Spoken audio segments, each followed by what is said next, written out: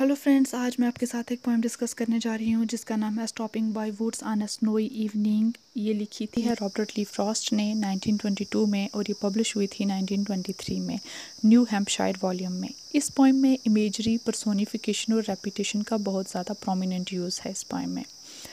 अब पोएम की जो ओपनिंग लाइन है वो हमें सेटिंग जो है इस पोएम की वो उसके बारे में हमें बताती हैं। अब इस पोएम में क्या होता है कि जो सेटिंग एक जंगल की है, फॉरेस्ट की है, जहाँ पर बर्फ़ हो रही है और इवनिंग शाम का वक्त है। स्पीकर जो है वो एक घोड़ा गाड़ी चला रहा है, हॉर्स ड्रॉन व्हीकल है उसके पास,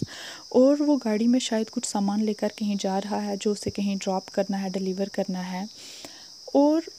वो जंगल में, बीच जंगल में आके रुक जाता है और उसको लगता है कि वो जानता है कि ये लैंड जो फॉरेस्ट लैंड है वो किसकी है और वो आदमी विलेज में कहीं रहता है। लेकिन स्पीकर कहता है कि वो इस वक्त नहीं जानता, जो आदमी जिसकी ये फॉरेस्ट लैंड है वो नहीं जानता कि इस वक्त मैं उसके इस एरिया में खड़ा स्नोफॉल देख रहा हूँ। अब क्या होता है कि वो अपनी जो उसको कुछ अपना कहीं पे सामान डिलीवर करना है, तो उसका जो हॉर्स है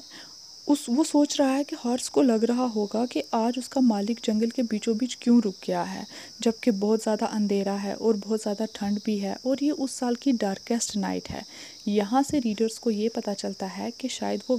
वो नाइट जो है वो विंटर सॉलिस्टिक की है और लेट दिसंबर का मंथ है, तभी इतनी ठंड है, बर्फ़ हो रही है, अंधेरा है।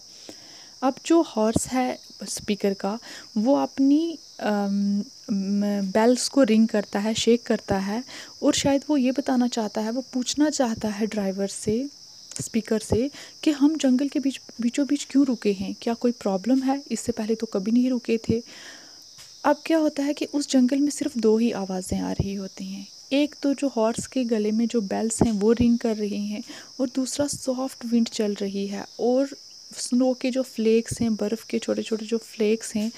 वो यहाँ वहाँ उड़ रहे हैं, उनकी आवाज़ आ रही है। वरना जंगल में बहुत ज़्यादा साइलेंस है,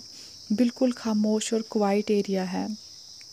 अब एंड में क्या होता है कि स्पीकर की बहुत डिज़ायर है, उसकी ख्वाहिश है कि मैं यहीं पर रुकूं और ये खूबसूरत और सीरीन जो सीन है ये देखूं। अंधेरा है, खामोशी है, बिल्कुल ट्रैंक्विल एटमॉस्फेयर है, लेकिन उसको कहीं जाना है, उसको कुछ उसने प्रॉमिस किए हैं जो उसको पूरे करने हैं और इसलिए वो वहाँ पर नहीं रुक सकता, उसको किसी जगह पर पहुँचना है। और यहाँ पर हम ये भी कह सकते हैं कि स्पीकर ये भी कह रहा है कि उसको उस रात कहीं पर कुछ सामान डिलीवर करना है, पहुँचना है, या उसको लाइफ में कुछ अचीव करना है सोने से पहले, यानी लाइफ ख़त्म होने से पहले उसे कुछ अचीव करना है। तो इस तरह से ये जो लाइन्स हैं, and miles to go before I sleep, and miles to go before I sleep, ये भी इंडिकेट करती हैं कि जो स्पीकर है उसको बहुत कुछ माइल्स तय करने हैं सोने से पहले, उसको रात होने से पहले अपना काम कंप्लीट करना है, या हम ये भी कह सकते हैं कि उसको अपनी ज़िंदगी ख़त्म होने से पहले बहुत सारे काम फिनिश करने हैं। फ्रेंड्स, अगर आपको मेरी ये वीडियो पसंद आती है तो प्लीज़ सब्सक्राइब, लाइक और शेयर ज़रूर कीजिए।